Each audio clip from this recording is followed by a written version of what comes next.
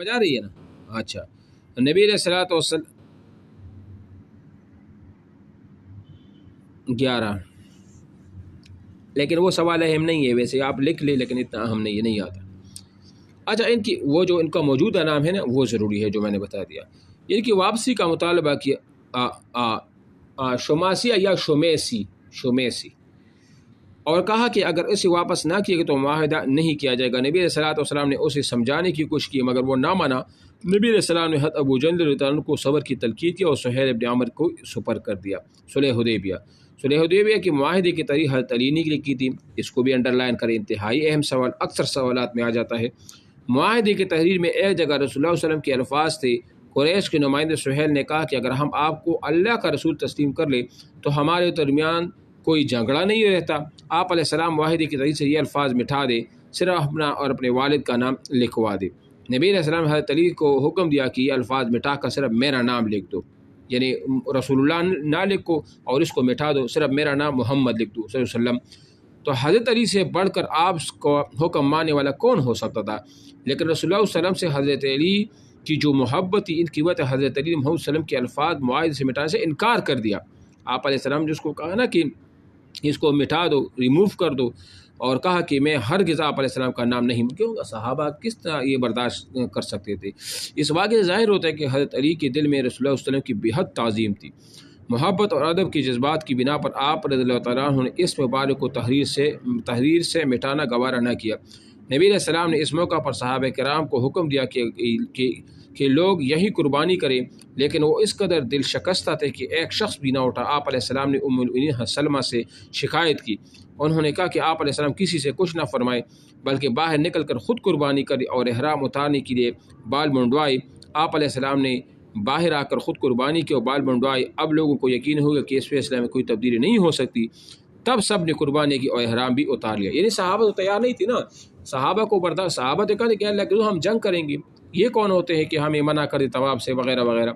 تو وہ تو نہیں مان رہے تھے آپ علیہ السلام کے حکم کو، وہ نافرمانی تو نہیں کر رہے تھے، لیکن وہ یہ برداشت سے باہر تھی یہ بات ان کے لیے۔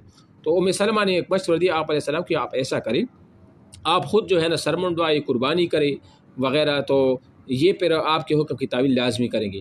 ام سلمہ کی بعد آپ نے جب مشورہ لیا تو آپ علیہ السلام نے ایسا کیا، صحابہ خود اٹھ کھڑے ہو گئی، سر بھی منڈوائے، قربانیاں بھی کی، اور ادھر سے جو ہے نا وہ واپس ہو گئی۔ سمجھ آ رہی میری بات؟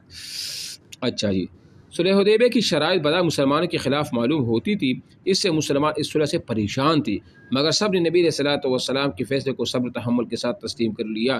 اچھا، اسی صورت پر سورہ فتح بھی نازل ہوئی، اور فتح مبین کس کو کہا گیا؟ اکثر یہ سوال آتا ہے کہ فتح مبین فتح مکہ کو کہا جاتا ہے، صلح حدیبیہ کو تو یہ صلح حدیبیہ کو کہا جاتا ہے، یہ چیز ذہن میں رکھیں، ٹھیک ہے نا؟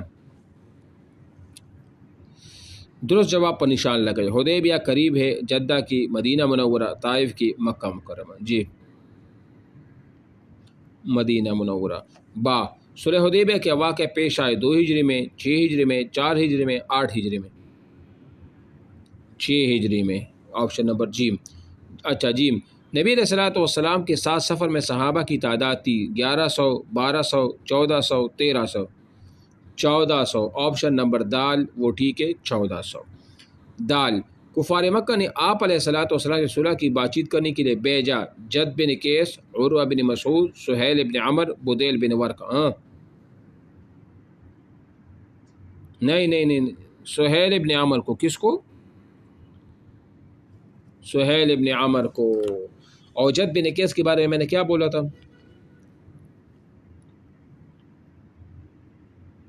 جد بن قیس اس نے بیعت نہیں کی تھی، ٹھیک ہے نا؟ اور بدیل بن ورقہ نے آ کر بتایا تھا کہ وہ لوگ آپ کے خلاف وہ جو ہے نا وہ اٹھ کھڑے ہو گئے۔ ہاں اچھا، بیعت رضوان ہوئی پہاڑ پر، درخت کے نیچے، غار میں، صحرا میں۔ ہاں جی، کون سا درخت تھا؟ ببول، یہ کیکر نہیں ہوتا؟ کیکر دیکھا ہے کبھی؟ کیکر، ہاں جی، یہ کیکر یہ ہوتا ہے، ہاں وہی یہ صحراؤں میں زیادہ ہوتا ہے، سعودی عرب میں، آپ یا یہ بنو سائٹ پہ، یہ لکی مروت سائٹ پہ ادھر۔ اچھا جی، اچھا جی،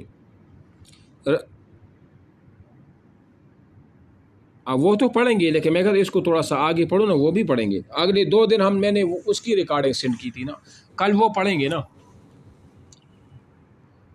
کل 2 دن جو ہے نا وہ پڑھیں گے، ٹھیک ہے نا؟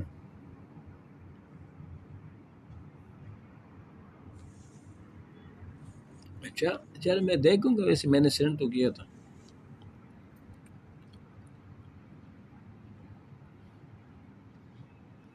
اچھا چلو ٹھیک ہے، میں جی ہاں ہاں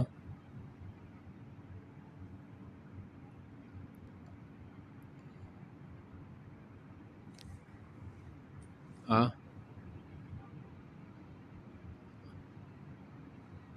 کون سی؟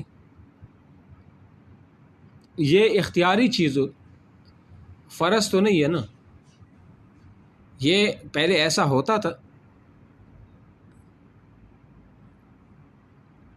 چوتھائی حصہ نہیں نہیں، بال کاٹنا تو ہے، واجب ہے، وہ تو کرنا چاہیے۔ اس نے کہا ہے کہ عمرہ میں قربانی تو ایک حج افراد میں بھی قربانی نہیں ہوتی ویسے، لیکن عمرہ میں جو وہ قربانی کرتے وہ اس اعتبار سے نہیں کرتے کہ وہ یا واجب ہے یا وہ فرض ہے، وہ ایک ہدیہ ہوتا ہے جو وہاں پر لوگ غریبوں کو یا خود بھی اس طرح کھاتے ہیں، اس وجہ سے۔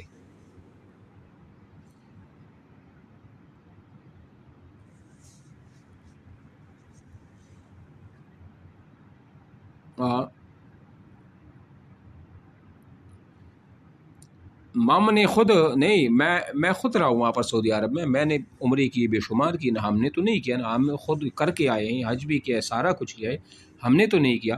یہ جو عمرے پہ جو آپ علیہ السلام گئے تھے، وہ ہدیہ قربانی کی، وہ اس نہیں کہ وہ کہ عمرہ کے حصہ نہیں تھا، وہ ایک ہدیہ ہوتا ہے نا، ہدیہ آپ سمجھتے ہو نا، گفٹ جس کو ہم کہتے ہیں، تحفہ کہتے ہیں، اس کو کہا جاتا ہے۔ وہ ایسے انہوں نے جو ہے نا، وہ ظاہری بات ہے جب آپ نے جانا ہو، کسی نے بھی آپ نے کہا کہ میں عمرے کے لیے جاؤں گا اور میں نے وہاں پر یہ چیز دینی ہے، میں نے یہ قربانی کرنی ہے، تو وہ عمرہ وہ قربانی کا حصہ تو نہیں ہوتا، لیکن چونکہ جاتے وقت وہ لوگ کرتے ہیں تو اس وجہ سے اگر آپ نے کیا تو بھی ٹھیک، نہ کیا تو بھی کوئی مسئلہ نہیں ہے۔ سمجھ آ رہی میری بات؟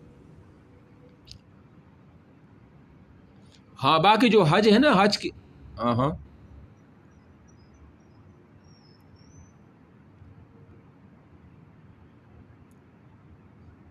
کون سا؟ حج تو 9 ہجری میں ہے نا۔